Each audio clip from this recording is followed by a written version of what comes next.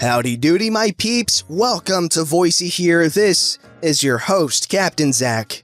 And today I have something special for, the more bloodthirsty of you guys. Today, I'm reading from a different subreddit, okay? One with some forms of revenge. Now, this is nothing like we're used to. This is no petty revenge. This is no regular revenge. No, this isn't even any pro-revenge. And you might be thinking, oh, this must be nuclear. No, this is to go even further beyond r/SupernovaRevenge.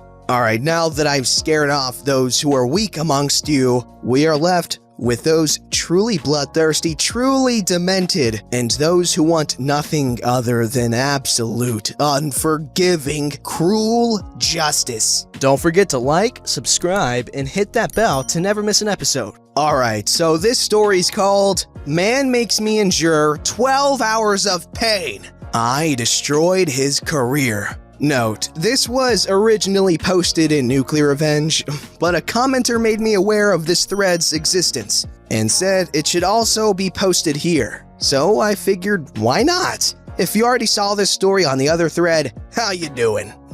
In my teens, I had to have numerous operations. Therefore, I always ended up at one particular hospital that specialized in my condition. Now, the hospital was high quality, with staff that was very caring and looked out for the patients they had. They gave you essentially the 5-star treatment. After all, they were charging our insurance an incredible amount of money, so that probably had something to do with it. But one particular operation I had, it all went to heck. It wasn't like this type of procedure wasn't something I had not done in the past. It was about the third time I needed to have it done. No pressure whatsoever. Essentially, it entailed breaking both your legs, placing rods into them to put them back into the proper place, so they would end up growing correctly. They would be in for about a few months to heal, and then they were taken out. During that time, I would have to turn small little handles to reposition my bones according to a pre-printed out schedule given to me by my doctor. It hurt like hell, but it was worth it in the end. Despite how often I had done it, it was still extremely painful, especially for the first few weeks after the procedure was done. Any vibrations would send shockwaves of pain throughout your entire body, regardless of how doped up you are on painkillers. So the doctors took extra care to ensure any trip back home was as smooth as possible. Literally. They all understood that without a jet back to your home city, for anyone more than 40 minutes away from the hospital, it was medically required that you travel back home in a med jet. Imagine every single bump you experience when driving for any period of time. Now imagine being sent into shockwaves of 10 out of 10 pain every single time you went over that bump. You get the idea. Now, most hospitals offer individuals a liaison to individuals within the hospital to deal with their insurance. Just have that individual talk to the doctor, and right away they would work out what the doctor wanted with the company. No hassle. We didn't take up that offer because we understood how everything worked, and it was never an issue. But the hospital always offered us one anyway. And yes, these liaisons were not employees of the insurance company, but of the hospital. They were designed to look after the best interests of the patients and justify it to the insurance company. Then our designated liaison decided that our request to not have one was unacceptable, and thus he would intentionally intervene at every change he could. He even went as far as to deny our nurse requests for extra pillows because the hospital only allows X number of pillows per person, despite the nurse literally stating it was fine. But nope, since he was at a higher level, he apparently had final say. When it was nearing our time to leave the hospital, like always, the doctor wanted to bill the insurance for the medical jet because it was medically required. Same old, same old. However, our jackass liaison disagreed with the doctor's assessment that it was medically required, justifying his opinion based upon our insurance company's definition of medically required. Naturally, the doctor flipped his lid and verbally curb-stomped the idiot. Listen, simply avoiding pain isn't something that the insurance will cover. It's not medically required to avoid pain. Are you kidding me? You realize this patient would have to drive 12 hours in a cramped ambulance with 2 broken legs and excruciating pain if they didn't fly? It is absolutely unheard of. You literally would have to have 2 EMTs escort them back home just in case anything happened. The cost is only marginally smaller than the damn jet. Plus, there is a small chance the rods could become disrupted if anything happens in the car. That's the justification. The odds of any crash happening are not high enough for the company to justify it. This would hurt the company if they keep doing this. Listen, I don't know why on God's green earth you are even arguing with me. This isn't freaking up to you. You are not a doctor. You have no medical training. You were given a goddamn list of the insurance company's policies, and now you think you can properly diagnose what is or is not medically required. I've done this for thousands of patients with this very company. Now get your ass back to your office, bill the freaking insurance company properly, and shut the hell up. You work for us, not for them. I was in earshot of this entire conversation. A week later, on the day of departure, we learned what happened when he went back to his office. He had called the insurance company and began going through the proper channels to get the jet approved. However, he began dropping small hints to the rep that, in his opinion, driving would also be fine. So, naturally, on the day before our departure, we got a call from the insurance company denying the request. I was furious. There wasn't time to appeal the decision. There wasn't anything any of us could do. Even my doctor was stuck because the liaison worked for a different department and he couldn't even fire the guy. He apologized time and time again and ensured the 12-hour ambulance ride would be as comfortable as possible, and even told the driver to keep me as medicated as possible to ensure it went well. Naturally, it did nothing, and it was the most hellish 12-hour experience of my life. I was screaming the entire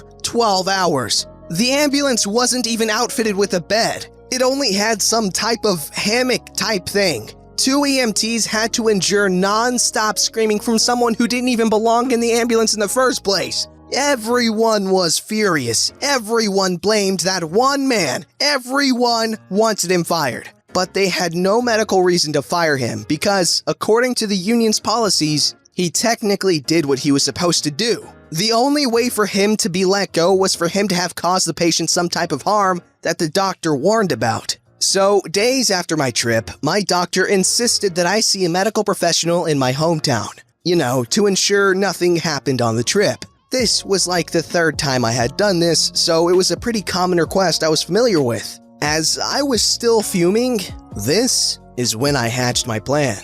I knew I was the only one with control over the rod's proper position. I knew having the rods not properly dialed in for a few days wouldn't do any long-term harm and would only result in a lot of pain to dial it back in afterwards. I knew my doctor would be furious if anything happened out of the ordinary, his reputation being on the line and such, and I knew no medical professional had checked my rods to confirm their current setting after the trip. So, I popped 3 pain pills, waited for them to kick in, and unscrewed every single rod to the lowest setting possible. Just for reference, after the procedure, they end up setting the starting point for these rods somewhere in the mid-range of their settings. Worst pain of my freaking life. I was wheeled into my local doctor with the adjustment notebook in hand. I kept playing dumb, saying I believed everything was going fine, but my legs felt awful, and if it was possible, he could make sure everything was going okay. He began his inspection, and his face went white when he realized where the screws were set. He asked me what setting they had been on when I left the hospital, and I told him. Again, he did not look happy. He told me that something must have happened on the trip, and he would need to properly adjust them back into place, and it would hurt like hell, but it needed to be done. The screaming at that appointment was, let's just say, disruptive. I didn't even have to fake it. It was genuinely one of the most painful things I have ever experienced in my life. My doctor was furious, as he was up to date on the entire liaison situation. He excused himself after the readjustments of the rods to the back room. I assume he thought I was out of earshot. He was wrong. He phoned my doctor out of state, and he had a few choice words for him. "How could you freaking let this happen? Do you know how dangerous this could have been? If he had not gotten an appointment with me this fast, his freaking bones would have permanently grown in the wrong place, and he would need another surgery to fix his freaking mess. I don't know what kind of freaking operation you have over there, but there is zero chance I will ever refer anyone in my clinic to you. Do you hear me? How hard is it to control your freaking insurance handlers?" Fast forward to my operation to remove my rods, back in that specialist hospital out of state. The liaison was not just terminated. Oh no! The liaison got accused of intentionally trying to endanger the life of a patient, plus lying to the insurance company, plus lying about a doctor's medical assessment for his own benefit. No idea where this last accusation came from. Maybe it was lodged as an additional justification to fire him? I don't quite know all the consequences for his actions. I only could muster up a few details from my doctor. From what my doctor described, the hospital put out a notice to every hospital in the state to not hire this man. Those hospitals apparently also sent out a notice to all the hospitals in their surrounding areas to not hire this man. This ended up resulting in a domino effect that barred him from working in almost every hospital in the country. I wanted him fired. I didn't plan on getting him blacklisted. Nevertheless, I was freaking giddy, especially after my doctor informed me there was no lasting damage for the mistake he caused. Fast forward about 4 years, and I hear through the grapevine that he ended up having to change professions because of the accusations. Ended up doing some waste management job or something. No idea if it's literal garbage man status or working in a waste management company in a desk job.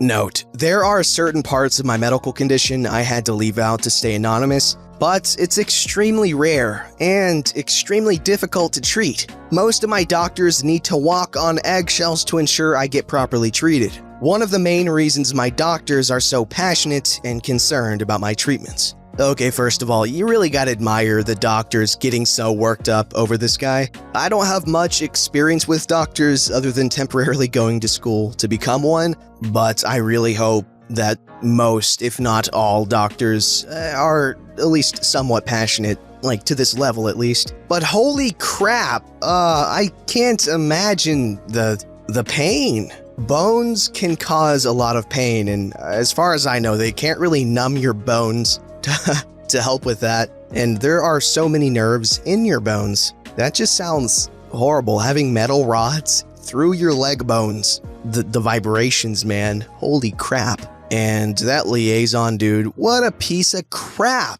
He doesn't even deserve a waste management job, okay? Not saying that they're bad or anything. They make some good money. He needs his legs broken. This story's called Bully Kids for Being Gay? Time to put you in their shoes. In my school, during the time I was there was a lot of social stigma with being a homosexual within a school environment. No one ever came out publicly due to the amount of bullying and general assery that would follow. So it was a closed shop. I'm personally straight, a victim of bullying for reasons that aren't related to my sexuality, but a victim of bullying nonetheless. I knew I wasn't able to really stop this on my own, so I just moved on and tried to make their lives better through things like programming clubs. I'm well versed in my knowledge of programming languages. During my 3rd year there, I remember there was a particular little heifer whom I will brand Dip for this story, and he was relentless. His parents were strict Christians, but not in the sense of love and peace, more like hate and repent for things out of your control. They would let him get away with bullying the LGBT kids due to the fact that those cigarettes deserve it for going against God. The school would try everything to prevent him, and in their defense, they did suspend him for a few days.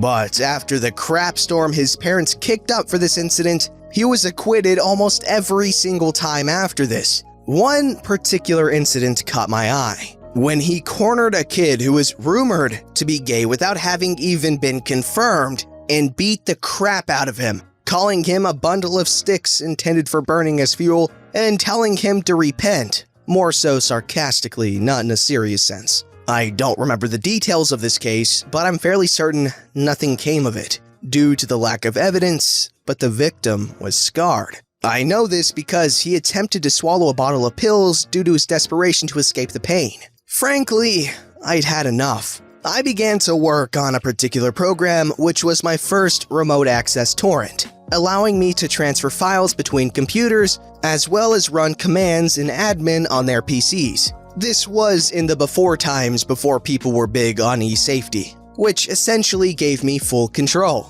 I sent them these remote access torrents in various forms through disposable emails so they'd have no idea it was me. I then began my planning, downloading various files of gay pornography, not for personal use, and began to transfer it. I always made sure it was in places where they wouldn't ever look. Windows directory, sample videos, the usual, then waited.